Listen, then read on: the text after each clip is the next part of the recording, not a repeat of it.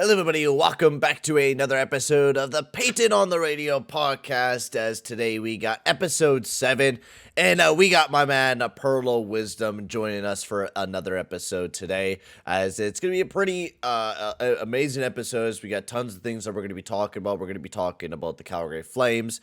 We're going to be talking about the NHL trade market because that's really what our favorite thing between me and Pearlo to do is talk about trade stuff and what's going to really happen in the NHL. Because quite honestly, the market is in a super weird place where forwards are not really dominating the market. It's mostly defensemen, but there's not a whole lot of defensemen out there. It's a really weird market, so we're going to be getting into that. But before we start into the podcast, I'd like to just say if you are new to the channel, if you're watching this on YouTube, make sure to hit that subscribe button and hit that like button as well. And make sure to go check me out on Spotify and Apple Podcasts as well. Go give it a follow and a 5-star rating up on there as well. It'll be very much appreciated. And make sure to go check out my man, Pearlo Wisdom. All his links are down in the description below. So let's get right into talking about some hockey. First of all, how's it going, Pearlo? And how you doing, my friend? It's going great, bud. Talking hockey on a Friday morning. Nothing wrong with that. No, nothing's wrong with that. I could talk hockey all day, and it's perfect to wake up early in the morning and just get right into talking some hockey. So, right before we started the podcast, we were talking about the trade market right now and how skewed it is, and really the two only available defensemen right now. I mean, maybe more could come a little bit later on down the road, depending on what Chicago's going to do with their available defensemen. But there's not a whole lot of available defensemen right now that we've been hearing. Only really Chychrun and Karlsson, which are two different big names. Of course, Karlsson, I think, is a very big name that someone could definitely go after. It's just crazy how big of a contract that guy has and who has the cap to really take it. While Chychrun, we've been seeing he hasn't been healthy. He got in his first game just very recently.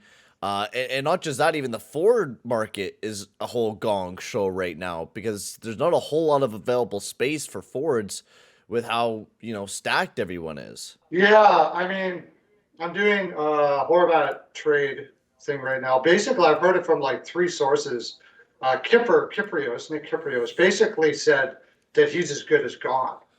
Yeah. So I'm doing it on that, and I'm struggling to find 5 teams that could use a center. And not only that, the reason Vancouver is going to need defensemen back.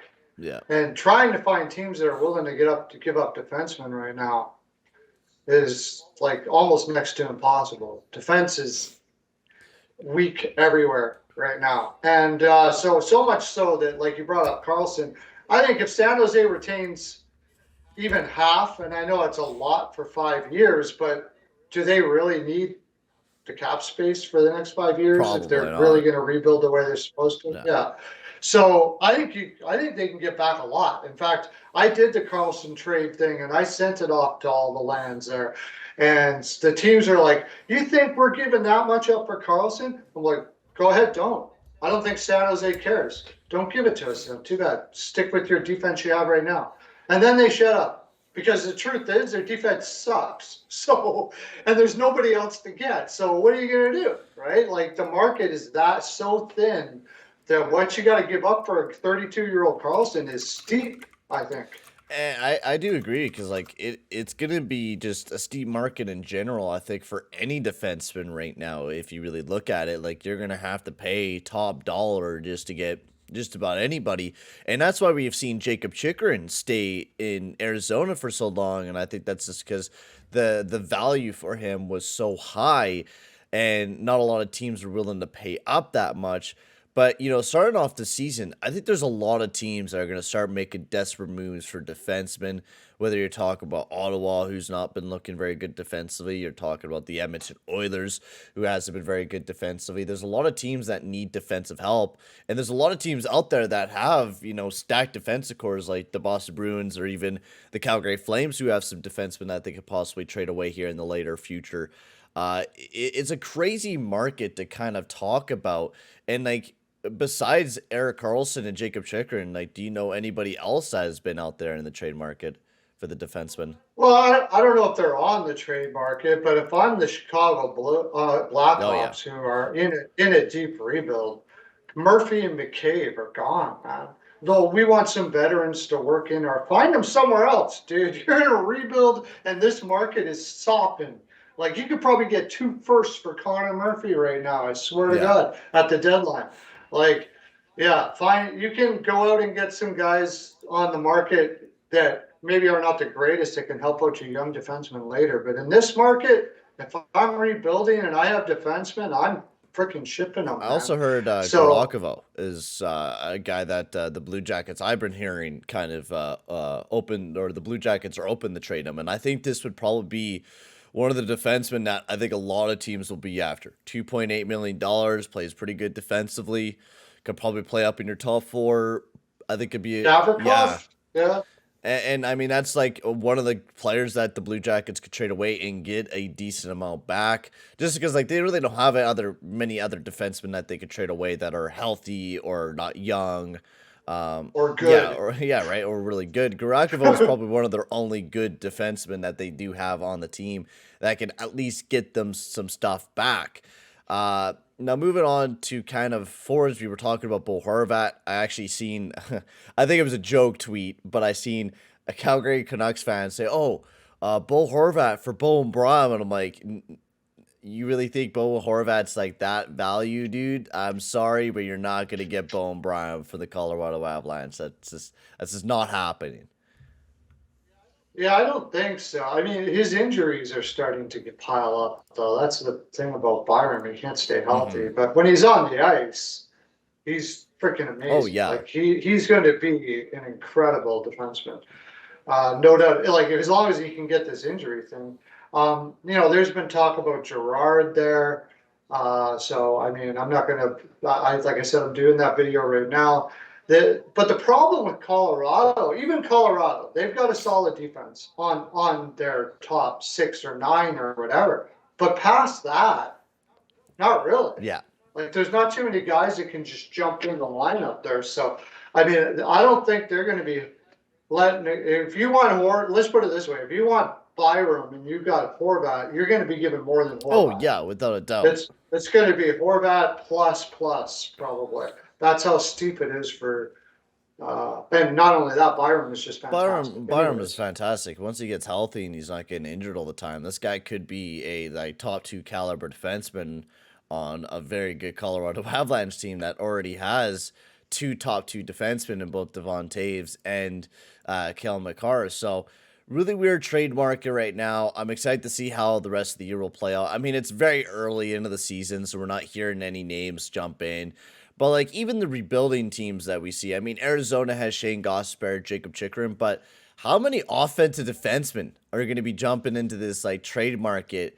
And like I feel like teams that really badly actually need good defensemen, not offensive defensemen, good defensemen, will actually just go instead picking up these offensive defensemen, thinking that they'll be able to play good defensively. Like I could totally see the Oilers picking up Shane Gostisbehere for their lefty and thinking that'll make things work for their defensive core. yeah, well, you have some teams out there that are so thin on defense and otherwise could be contenders that as much as they would like to get, a solid guy that can play defense, they're just not out Yeah. there. Like I said, that's the reason why if I was Chicago, I'd be looking at McCabe and Connor Murphy and getting 2 first-round picks for them. But a team like Florida, who has no more first-round picks, Honestly, may just decide to do something like that. I I've don't been know. really one player I've been really liking, and I cannot believe they're playing Eric Stahl up with Verhage and Kachuk. I could see up in the lineup combinations. What the are they doing? Oh my god! But yeah, we could talk about the Florida Panthers here a little bit, kind of, take our way over to this team. I mean, the Florida Panthers been off to kind of not the greatest start this season. But I've actually been surprised by a few of their defensemen. Of course, Montour, offensive defenseman. Not a big fan of his defensive play, but Josh Muhara looking really, really good to start off this season. I'm actually quite surprised because he had mediocre analytics, but this year he's really been skyrocketing this year with the 17 games that he's so far played with the Florida Panthers. Very small sample size, but the guy's been looking amazing to start off this season for the Florida Panthers and really making, that defensive core look half decent for the Florida Panthers. I think if you try to pick up one more top four D-man for this Panthers team, it could look really, really good. Is this who do you trade away to make that, something happen? Like, do you trade away maybe Duclair? They don't really have a whole lot of prospects to really make a deal like this happen to make their defensive core better. Because simply, I just feel like the Panthers are this type of team that I think Bill Zito was like, all right, this year's definitely not going to be a cup year, but next year most likely will when we clear up some cap. The Mhm. Yandel contract will be going down in the buyout because it was 5.3 million this year. Darling's contract's coming off the team. I mean, we're having to pay Spencer Knight a little bit more, but maybe they'll be able to get rid of Bobrovsky and they're getting rid of Hornquist. It's a weird team, but I think Bill Zito knew what was going to happen this year, and I think it's going to be kind of like a relaxed season for the Panthers. I feel. Yeah, I think down the road, it's just having a Matthew Tkachuk in your lineup when you fully built your roster Yeah. is something that you're just not going to be able to replace. Like that, I totally get the move, and I know a lot of people said, "Well, Calgary won the trade." Like we said, I'm not a huge Huberdeau guy. I thought he was extremely overrated. They played his zone defense, and the guy cherry picked through left the zone all the time. He got most of his offense because he was in the Yeah. Oh, yeah. offensive zone when he And shouldn't have been. I think we don't take into account of how big of a player Kachuk was for the team. They didn't need another Yeah. defenseman. I thought Uyghur is amazing. I still love Uyghur. But the thing is, Uyghur's not going to be able to do the stuff that Kachuk was able to do on the ice. Huberto is not going to be No. able to do the stuff like Kachuk was able to do on the ice. None of those guys are No. going to be able to do what Kachuk was able to do combined. Kadri is not going to be able to do what, like Kadri's probably benefited most from Sutter's coaching out of those guys. Uyghur didn't need Sutter's coaching to be good. He was already fantastic. So, like, Yeah. with the Florida Panthers. But here, as far as Florida Oh, yeah. goes, I think I honestly think like you got Lundell there. He's going to be a beast. You have Barkov. Where they got Barkov? I think from? Barkov's Did he injured. not play He's last? injured. He was sick. Sick, yeah. Okay, once you got Barkov in the lineup, as much as I know they're friends, do you need Sam Bennett really? No, God, no. Like, I think that's why I'm thinking next year, I think it's going to be a real big, like, offseason for the Florida Panthers. I felt that this year, let's get Kachuk, let's get that big name, and now let's slowly start to build around him, Because they honestly had some bad contracts. You had Hornquist with his 5.3 this year. You still Yeah. had the Keith Yandel contract eating up $5.3 million of your hit this year. So you'll be able to get that back for next year. So there's going to be a lot of, positiveness going towards the cap. And especially with it going up a little bit for the Florida Panthers. That's a big thing as well. They're going to be in a really good moment where, like, the next 2-3 years, their cap is going to go up. They're going to be in a big positive, and they'll be able to make some really big moves to even add more to the team as well. Yeah, and then that makes sense why you bring in the Stahl brothers, not necessarily like on the ice, but I mean this we like to call it the reach around. But in Reach this around club. case, the reach around club, that probably this would be like up there and quite up there. Yeah, in they got the reach around top they got the five. brotherly reach around The club. the reach around brothers. Reach around Uh, brothers. but in all honesty, though, they are very high character guys. Like they can help the young players they do have do the things off the ice Yeah. that are going to make you better on the ice, and not do the things off the ice that are going to make you like. They're really good for that, and I think that's the reason he just saw the value in that for a year right now until, like you said, next year they're really going to go for it. But And whatever that's what I happens, kind of it's seen with their offseason, because I wasn't a big fan of the Florida Panthers offseason, but I felt like Bill Zito's not this stupid to just leave the defense core this No. dead the way that it was. And I think the way that he's seen it was like, okay, I had this Keith Yandel buyout, taking up 5.3 of my cap. That could be one defenseman right there. So I might as well just sign cheap defenseman, try to make the defense core as best as I can. And if it's not amazing, it's not going to be amazing this year. But we'll go over towards another team that we were just talking about in this deal is the Calgary Flames. A team that has been massively struggling. They have Huberto down near the bottom of the lineup in the third line. I don't know what to say about this team very much right now. They lost last night against the Tampa Bay Lightning. And this is a team that, I don't know, man. Like, you weren't very high on them. I wasn't, I was kind of like, okay, this team should do fine. They'll be okay. They got some good players. They got a great coach in Daryl Sutter.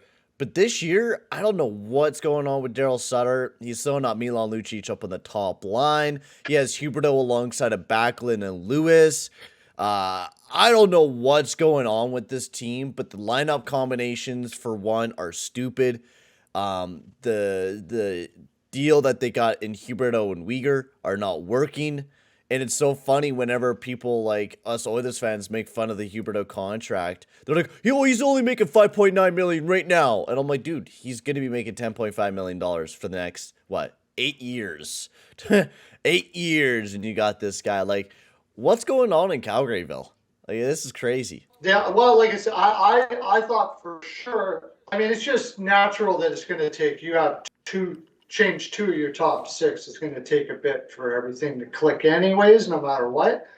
But so I thought they would probably go through a bit of a slow start. But I think it was even more so, and I've mentioned this several times before.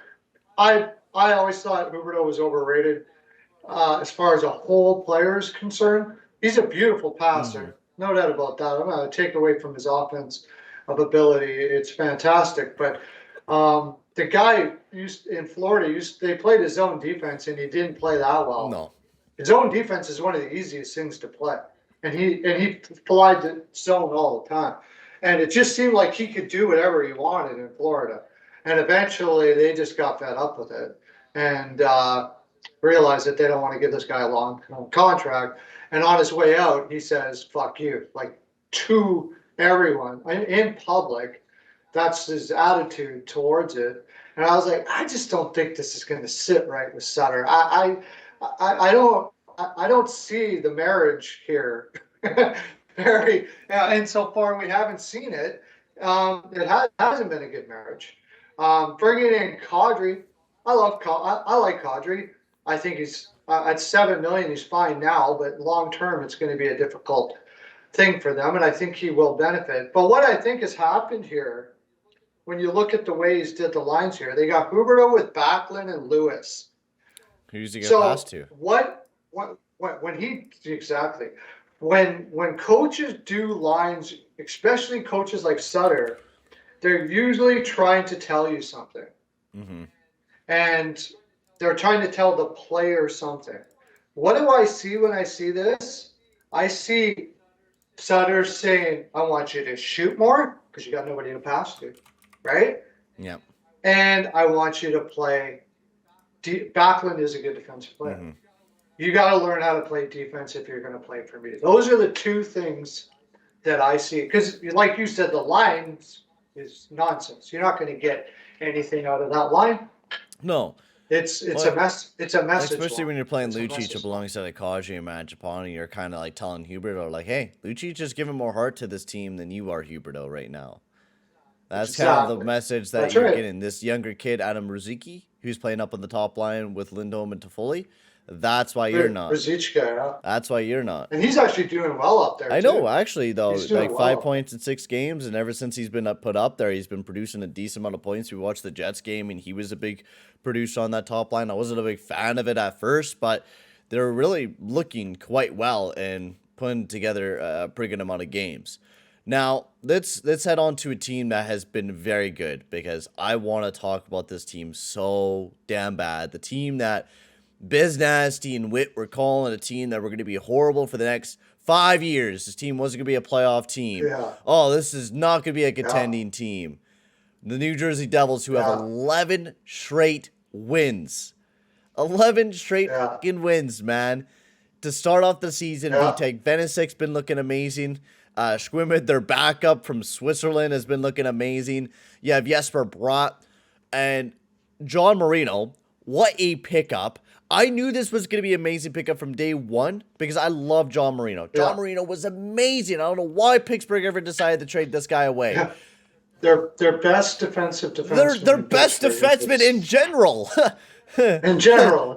Yeah, best defenseman in general. Like Letang, I'm sorry, he doesn't play good defensively. We could get into the Pittsburgh Penguins a little bit later on, but all Pittsburgh got was Ty Smith and a 3rd-round pick, man. Maybe Ty Smith will maybe, but like, I don't know. Like, you're trading away a 25-year-old defenseman in John Marino who had a contract that was amazing at $4.4 million for the next 6 years. You have Yeah. amazing defensemen right now there in New Jersey. You have Jesper Bratt, who's playing amazing. Jack Hughes has been incredible. You know, you have a lot of your younger guys with Dawson Mercer looking pretty good. Tatar's having an amazing bounce back season. Heischer's been looking amazing. Just so much amazing stories. And even Lindy Ruff is making this team look good. What's your thoughts on this crazy looking good Devils team? Well, you know me, I picked him to make the playoffs last year. I was a little Yeah. early, right? I like that's how much I like New Jersey. I was already picking them to make the playoffs last year, so I certainly wanted to make this year as well. And I've always been a Ruff fan. I was concerned that if he didn't turn it around, that he might have a short leash this year. But I liked what Rupp did in Buffalo, and I think he had a hard sell in Dallas where he was trying to change a whole culture that had been there for freaking 20 Yeah. years. You know, I think it was a tough thing for him to do to turn that. He got turned. Some people thought he was like, people say that he's some sort of too defensive minded coach. That's not true at all. Those Buffalo teams were not too defensive minded at all. And he was trying to change Dallas, and it hasn't been until DeBoer got in here Yeah. now to get offense out of that Yeah. club, right? And so now DeBoer is fine. They've broken the shell, and now they've got there. So I'm not surprised at all by this New Jersey team. And there's a guy that one of my favorite cappers in ever. Like he's amazing. I love him, and he's a handicapper. I'm a sports handicapper, by the way. If you want bets and stuff like that, you can comment in the comment section. But he's fantastic. And he said at the beginning of this year, and this is how I knew that I'm getting to the point where I'm one of the best handicappers. He said he wasn't sold on New Jersey's defense this year. And I was like, what? Jonas Siegenthaler, Dougie Hamilton. Jonas Siegenthaler might be the best defensive defenseman in the league, beside maybe Yeah, Slavin dude, right you have now. two of the best defensive defensemen in both Marino and Siegenthaler. And you still have Dougie Hamilton. Like you also have Ryan Graves. You also have Braves. Severson. You have a whole top six that is incredible, man. Like absolutely Yeah, I don't know. incredible. From top to bottom, that is an incredible defensive core that I think anybody would love and love to ask for because quite honestly, that it's very, very good. You can't even complain Yeah. about it. No, and the only thing we were a little bit concerned about, and more than a little bit actually, was Vitek Vanacek because he'd never done it Yeah. before, right? He's But staying you pretty know, solid, we surprisingly. said that Washington has never been really good with developing goaltenders. So he had all the tools. He's big, he's quick, all of those sort of things like that. So if they can put all the tools in the toolbox with them, which it appears they have, this team is freaking rocking, dude. Hmm. Rocking, right? What um yeah, and let's talk about Fitzgerald as a general manager. Can this guy finally get his what do they call the Best general GM of the manager? year, whatever it is. Yeah. Whatever it I is, think he yeah, deserves yeah, it. yeah. His draft with picking up Nemec at the draft and then Casey, and he had a pretty solid draft. Then you also trade Pavel Zak away for a cheaper Eric Halla. You get Vitek Vanacek for basically a third round pick because you get a second round pick back. You also pick up John Marino for basically next to nothing. I think the only bad contract was the Palat one and Bratt. You should have locked up Bratt while you had the time. Bratt should have been an easy, just give him the fucking money he wanted because now you're gonna have to pay him even more than what you had to do Yeah. originally in the first place. So yes, for Bratt was gonna be a big pay up, but honestly, I think everything else but for that has been a pretty flawless offseason so far for Fitzgerald and has made Yeah. this team help them get into a 11-game winning streak, and I'm a real big fan of what he's done so far. Really, really big fan. Now, what did they give up for Siegenthaler? Like nothing. Sika thought No, they they picked didn't him up get on waivers. I'm pretty sure. Oh no, they Uncle. traded. They got him for a third round pick from Washington. Third I remember round that was a pick. steal. I remember talking to you that day, and I'm like, "This is steal, steal, Yeah. Oh no, steal." yeah. I woke up in the morning and we both were saying the same thing. It was like the guy got Siegenthaler for a third. And dude, it's so funny now. So Tim, funny now. Washington, forget about Washington. They're done for the next 10 So it's years. so funny. Washington could actually be using Siegel Thaler right now. They have Eric Oh, Guffson up could on their they? top. Oh, they could fucking be using it. They could use 10 He of would be Siegel the Thaler. They he could would be use 10 their of them. he would be the best defenseman on their team right now. Oh, without a doubt. Even if Orlov is in the lineup. Yeah. Without a And doubt. they got a third round pick for him. We'll move on to another Eastern Conference team, which has been surprisingly off to a good start as well, into the New York Islanders, who are in their last 10. They're 7-3, looking quite good right now. I'm quite surprised. I mean, even though Parise still playing up with Barzell, Barzell's been looking incredible this year. No goals, but I mean, that's just Barzell's type of game. He's more of a passer than he is a goal scorer. And he's really been looking pretty good this year, honestly. And then you also got great goaltending in both Sorokin and Varlamov right now. Their expected goals against is not amazing, but surprisingly enough, their Horrible. expected goals for is actually Yeah. way better this year than it has been in recent Yeah. years. So what's going on with this weird team, and how are they even playing this good, or even playing? I mean, they're mostly being carried by goaltending. That's the biggest thing. But their expected goals against is one of the worst in the league. But yet they're such Yeah. a good team right now, and they're looking really good. Yeah, I think Lambert, Yeah, the new coach, I think he realized that this team had lacked fun for a long time. he's just letting them And have fun. yeah, he's letting them take risks, and we'll clean that up after. Let's find the risks we can take, but we're going to take risks. We're going to have fun. And we're going to go out there and enjoy ourselves, except for the goaltender. The goaltender's not having fun. No, no, Yeah, they can't keep this up. And I don't think they can keep any of it up still. They're just too old, man. They don't have replacement players that are very good.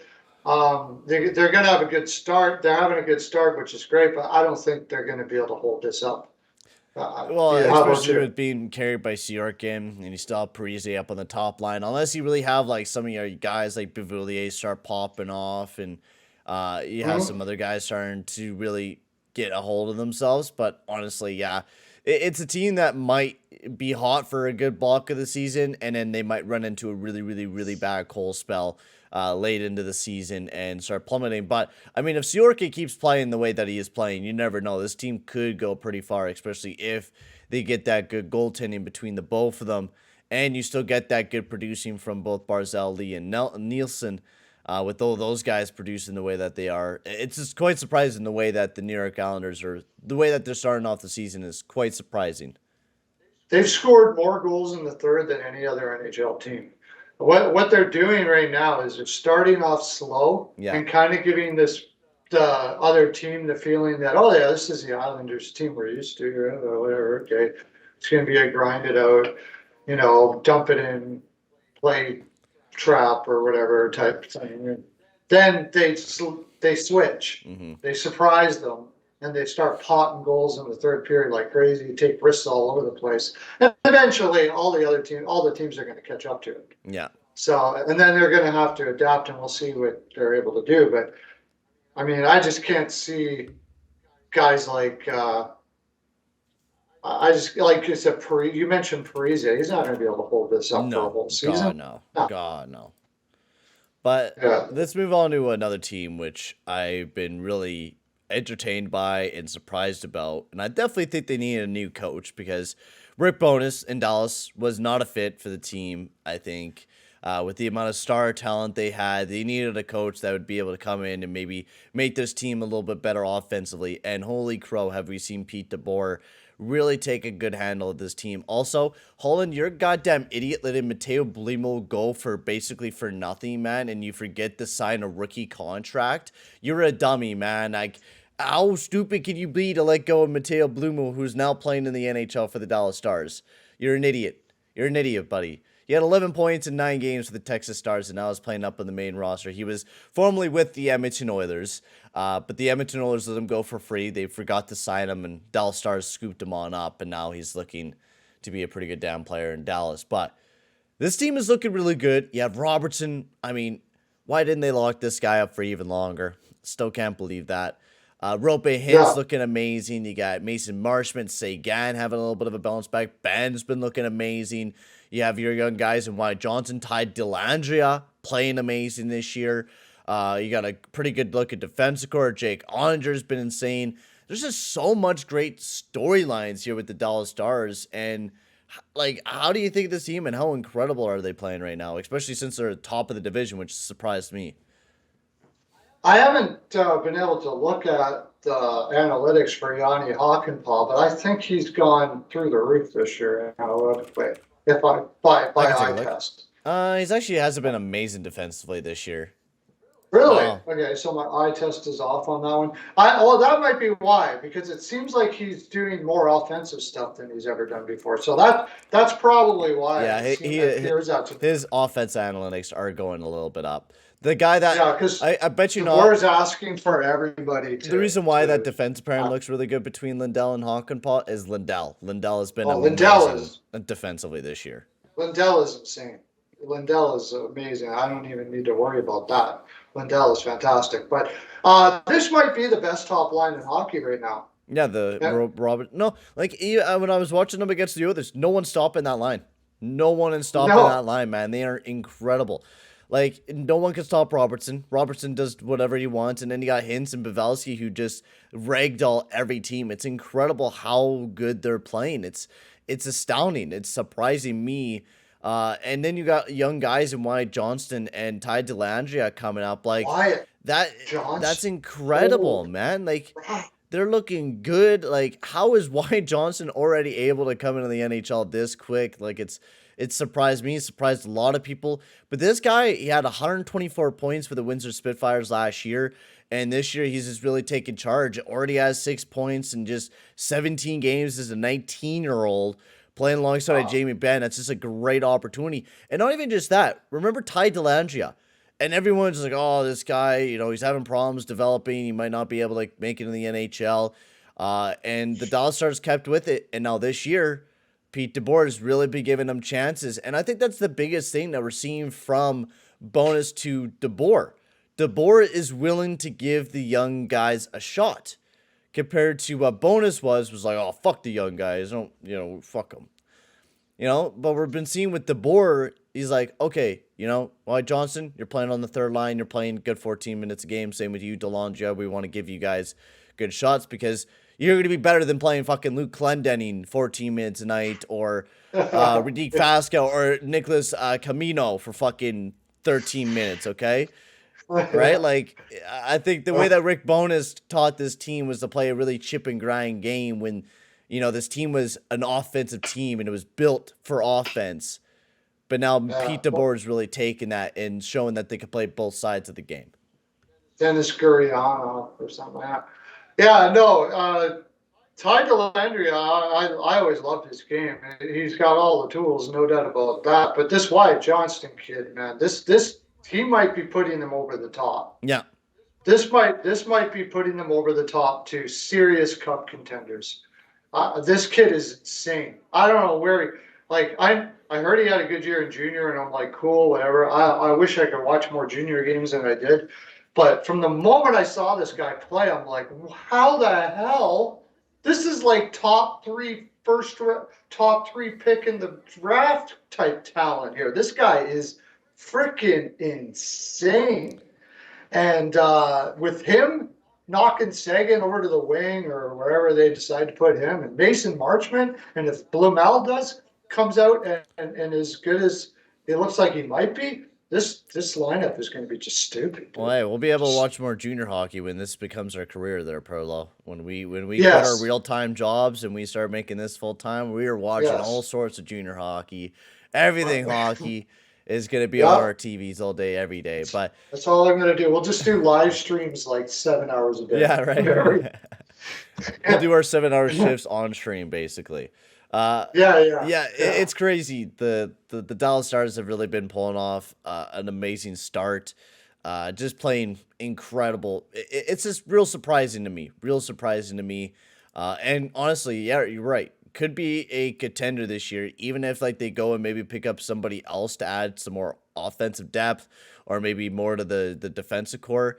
With them picking up Niels Lundqvist, I know people were like, "Oh, it's a steal," but Niels Lundqvist has even been looking really good in the Dallas Stars uniform, and I'm excited to see what he'll do here in the later future as well. We'll jump into another Central Division team, a team that I had a lot of high hopes on this year, kind of not doing too well. I think they're going to kind of go on that downward trajectory is the Minnesota Wild. The Wild has been off to a rough start with, I know Hartman's a little bit injured, but he wasn't off to an incredible start. You're playing Frederick Gaudreau up on the top line, and he's just not producing as much. You got Duhaime and Foligno as your wingers for Joel Eriksson Ek. Matthew Boldy has slowed down a lot. You've had Marco Rossi not be a big point producer for the team. Everything that should have went right for the Wild has not went right for the Minnesota Wild this upcoming season. And I feel like it's time for them to just kind of start blowing things up and start trading away players and start kind of doing almost a mini rebuild again. Even though it's not ideal, it's almost needed for this team, especially with how bad they are in cap hell. Well, they can't do much when Frederick Gaudreau is your number one center. And I've been saying that for a while. Like, I thought they were going to be a playoff team. Actually, I thought they were going to win the North, the division. Yeah, I thought they were going to be amazing too, but they're just not incredible. Yeah, well, it all came down to Marc-Andre Fleury, and now he's injured, so forget about it. I was banking that Marc-Andre Fleury would be one of those goaltenders that can be spectacular at 38 years old. Looks like I might have been incorrect. Probably had a lot of bias because he's one of my favorite players of all time. I absolutely love Marc-Andre Fleury. And that was basically what I was going on there. And the fact that they've never won a Presidents before. So they're not the team that's going to be like taking nights off and stuff like that. But without having a center, even Hartnell or whatever his name, he's injured too, right? Where is Harman? is he? Right. Harman, yeah. Yeah, he's injured as well. It's not looking too great for the Wild. And not even just that. When you have Sutter and Parise's buyouts still taking you for the next 3 years, do you think it's just like a good idea for the Minnesota Wild? Because looking at their analytics, their expected goals for has plummeted this year. Their expected goals against is great, but their goaltending has just been utter disaster. Is it just time for them to trade away a lot of the players that they do have, Maybe get rid of Matt Dumpa. Matt Dumpa should be a guaranteed trade away this year. Yeah, for sure. Especially in this market, you'll probably get a mint. Honestly, even talk about Frederick Gaudreau, because at $1.2 million for a great third-line centerman, that would bode well for a lot of teams that are up against the cap.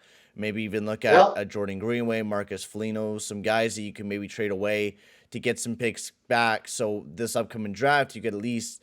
maybe even next draft, at least have some picks going towards the next few drafts so you could be able to draft some big prospects. Because right now, it seems like Rossi's not ready to go this year. Matthew Baldy's going to be good, but he started off hot and has been going cold.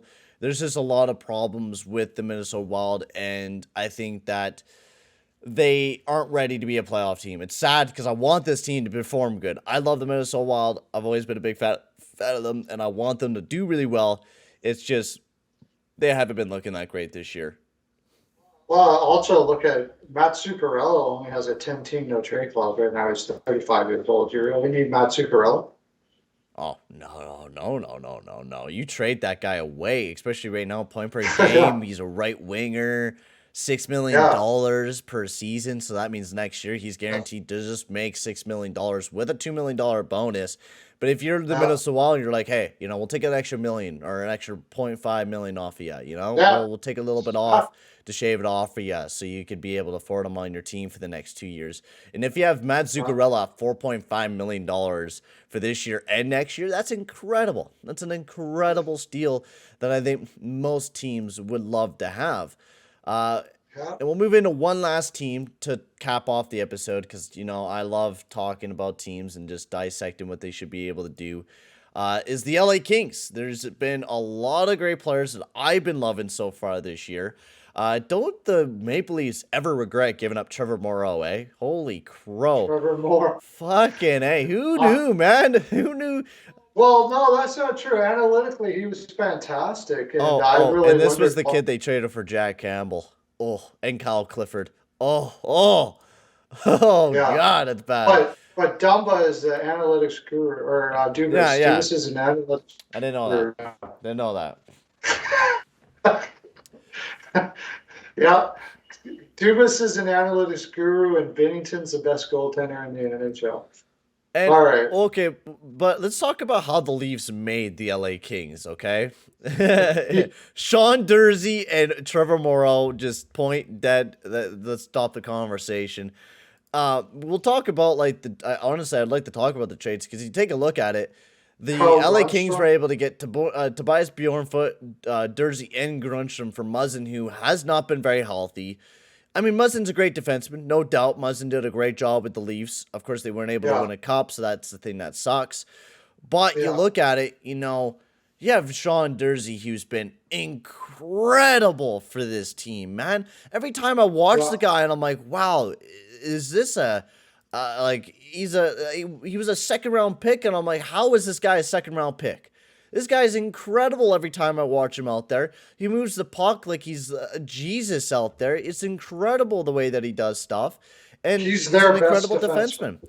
He's their Really, he best is. defenseman. He's such a good Yeah, defenseman. He's incredible.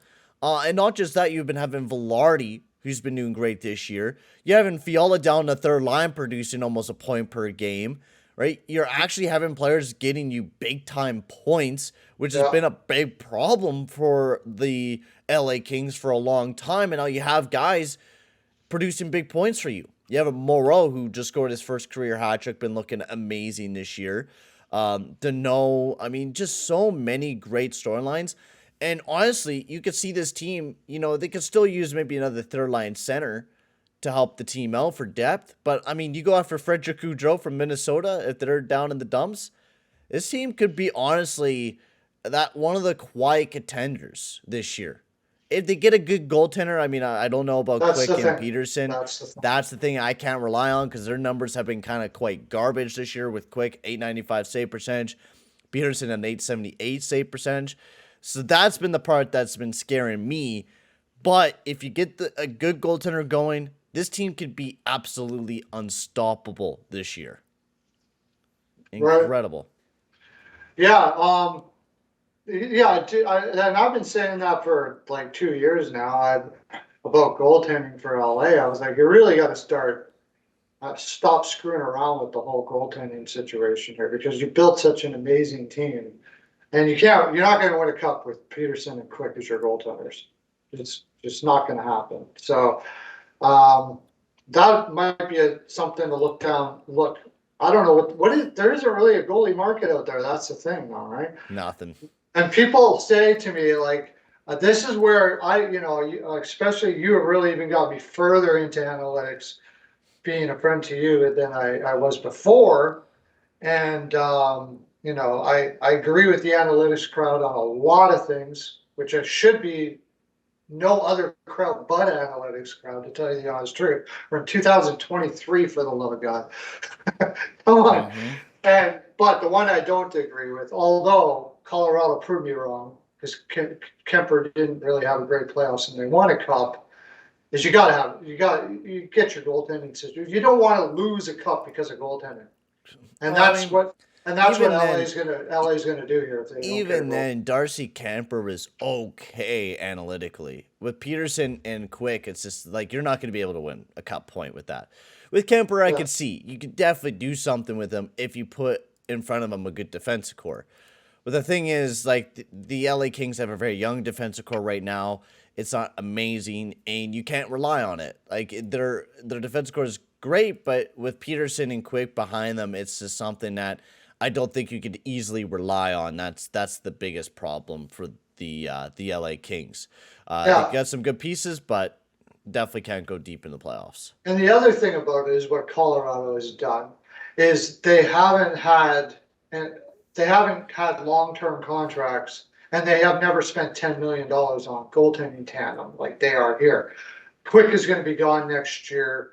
Cal Peterson's the only one going to be there as far as what they have right now, and they're going to have to go for another goaltender somehow, somewhere, some way. I'm not sure how that'll work out, but it's hard to watch. And actually, I'm getting like that kind of with Carolina too.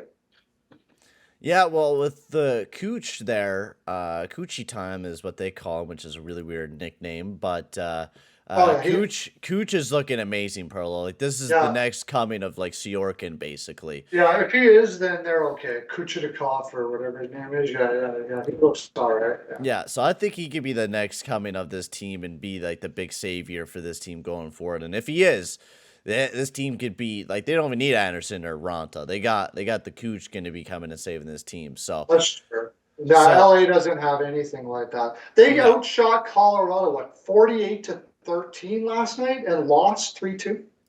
Yeah, the in the Carolina game, I'll take a look, but I'm pretty sure that that's what it was. Yeah, because Colorado beat the Hurricanes last night, right? 3-2. Yeah, 3-2. And Carolina outshot them like 48-13, dude.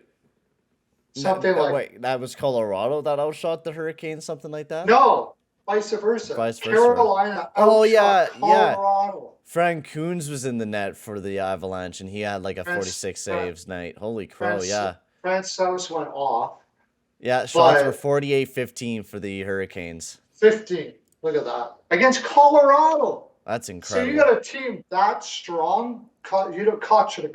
That's it. You got to get goaltending, man. You don't want to lose because of goaltending. But anyways, same as LA.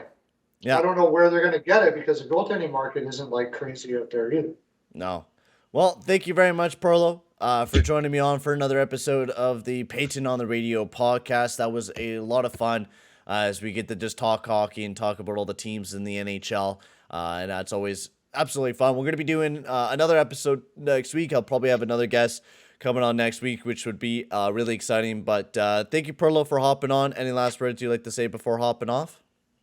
No, man, just if you haven't already, like and subscribe. Subscribe to this guy. This channel is a lot of fun. You're really going to enjoy it. And we'll be doing live streams quite a bit in the future here, Oh, yeah. Edmonton Oilers and everything else, and content like this. And you want to be part of the frolic, my friends. You You don't want to miss out. definitely want to be part of the frolic. Go check out his channel. His link will be down in the description below. And make sure to go check out BPAL Picks. If you use code Payton15, you'll be able to get a little bit of a discount on your monthly subscription, especially since everything is going back in the up for my man Pearlo. I would definitely go check it out. 25 units this week. On average, I make a lot of money and we have a lot of fun for everybody at bpalpicks.com. Set yourself up with a free week. We can get to know each other and just stay a long time. Yeah, and if you use code Payton15, you'll be able to get yourself $25 off on a monthly subscription. So make sure you go check it out. Link will be down in the description below. And make sure you're legal age to do some betting. Be over at least 19 plus, and be smart with your money. Don't bet at all. But yes, definitely. Don't be putting your rent on picks, guys. Yeah, don't be using your kids' money to buy this stuff. Don't be using your college fund. Nothing. Use your extra spending. If you're sweating a play, stop. Yeah. Do it. Don't do it. All right. Thank you guys very much for tuning in for another episode of the Payton on the Radio podcast. Make sure to hit that like button, hit the subscribe button as well. And we'll see you guys. Well, I guess we're going to be heading off to the power rankings. So I guess it's not the end of the video yet, but we're going to hop over to the power rankings and take a look at the top 16 teams in the this past week. So let's hop over to that. Hey guys, welcome in to the Payton on the Radio power rankings list for this upcoming week. As we had a pretty busy week from November 12th to November 18th. A pretty decent amount of movement internally in the power rankings. A lot of teams have moved up, a lot of teams have moved down. Not a lot of new teams like what we had last week, where we had, you know, the Leafs, the Jets, we had the Kraken Kings. We had so many new teams coming into that list that were absolutely astounding the way that teams were moving up and down. There was a few teams that did move themselves out of the power rankings. One of them is the Detroit Red Wings. They were at 16th last week. And another team who has moved down massively a lot, the Edmonton Oilers, who, you know, 2 weeks ago, they were up near 4th, and then they fell down to, 12th, and now they're out of the power rankings. I haven't really been a big fan of them as an Oilers fan myself. They have not played very great, and they have been massively struggling over the last little bit as well. So we have massively moved them down the power rankings as well, so they have fallen a little bit as well. So let's get into this week's power rankings. As at number 16, we got the New York Rangers at 16. The Rangers have been struggling, not looking amazing their last few games. Since the last podcast, they lost against the Preds. They won against their Coyotes, but they lost against the Kraken. They've been all right. They've been a little bit better than the Detroit Red Wings, but still, the depth scoring, I think, is a big issue for the Rangers. They definitely need to get Laffy going, and they need to play a little bit better defensively, but offensively is a big thing right now where they need to start getting a lot of more things moving for that team right now. But the Rangers, they moved down 3 spots last week. They were at 13th.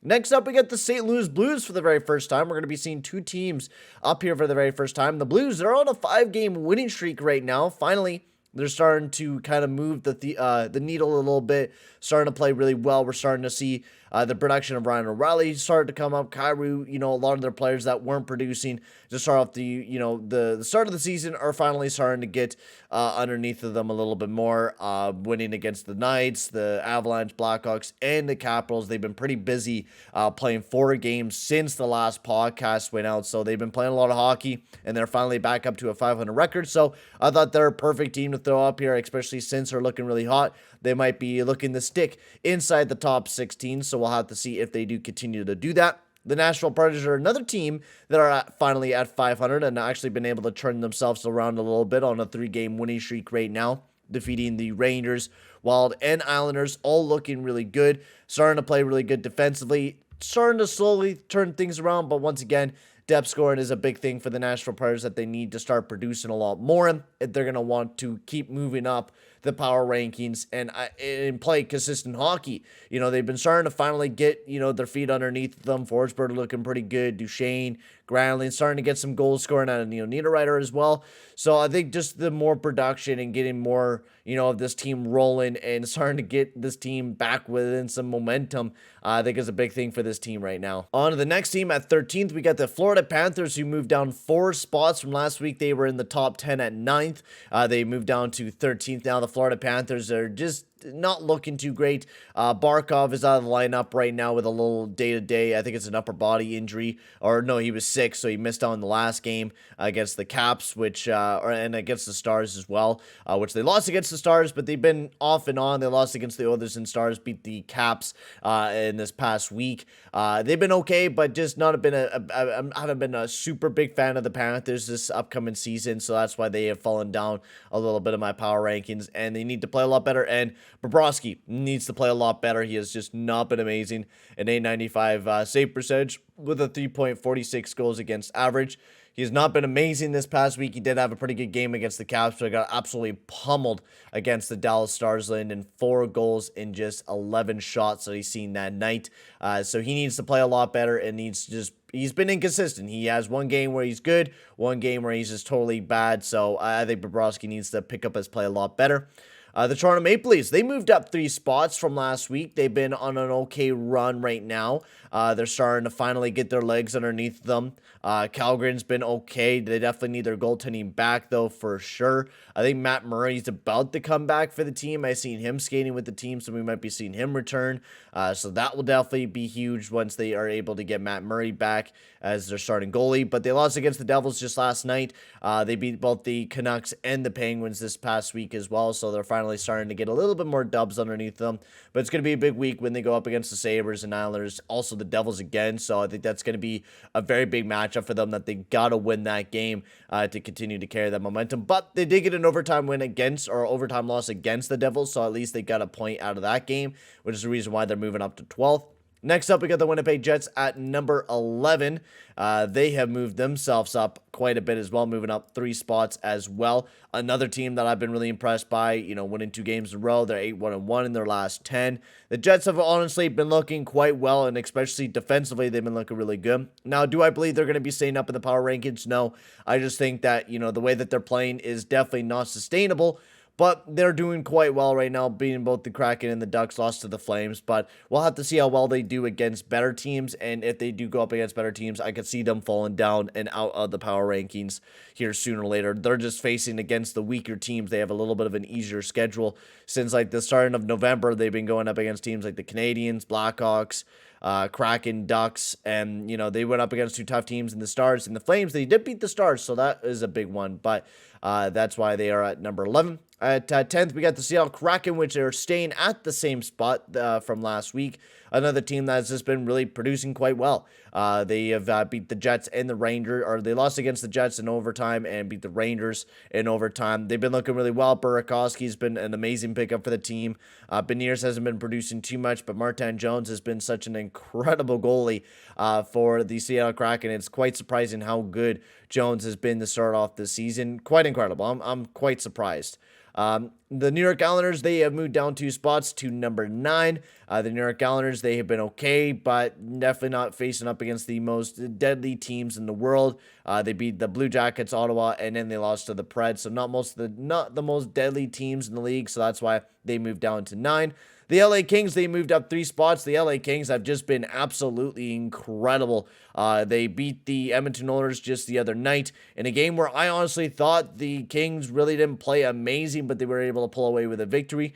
Biggest thing is their goaltending hasn't been incredible. That's the only downside of the Kings right now, but they've been playing really good. They had a 4-game winning streak up until they faced the Flames where they lost. But they've just been looking really good, and I've been really impressed by the way that the Kings have been playing, and they moved themselves up 3 spots. And then we'll move on to the Colorado Avalanche. They are at 7th now. They moved up 1 spot from 8th, so they moved up 1 little spot. But the Colorado Avalanche have been looking really, really good, especially even with a weekend lineup. They've been playing really good. They just beat the Hurricanes just the other night where Frank Kuhn's made like 46 saves. It was incredible. They had a big win over the Hurricanes. They did lose against the Blues, but they did beat the Hurricanes like 2 times in a row. So quite honestly, the Avalanche are moving slowly up the power rankings, but they were off to a little bit of a slow start, but they are definitely moving themselves up into the top 5 here in the next week, especially if they get big wins against the Capitals and Stars and maybe even the Canucks as well. So we'll have to see how well they do this week, but I'm excited to see how well the Avs will do. The Stars, they moved up 1 spot to 6th. The Dallas Stars as well, been just really good. They moved actually down 1 spot, my bad. They moved down 1 spot.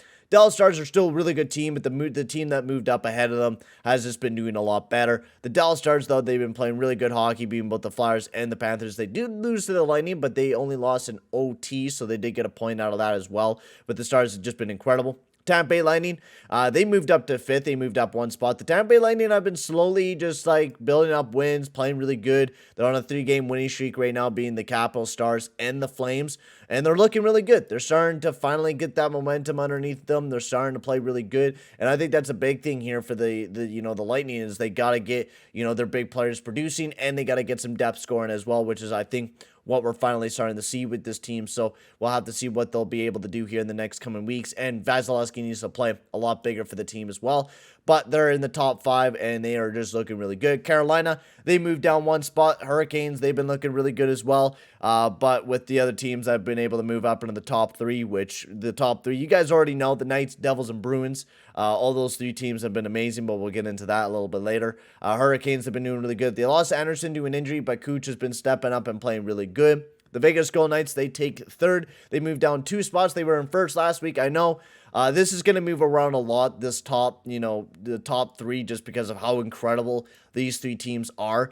But the Vegas Golden Knights are moving up at 3rd just because of how credible they have been. But they haven't been as credible as the Bruins and the Devils. The Bruins and Devils have been absolutely incredible, to say the least. But the Vegas Golden Knights have also been putting up a great effort. The Devils, they take number 2nd. And the reason why they didn't put them up at 1st is just because, last year. But I believe that they'll probably take over 1st, especially if they continue to win games.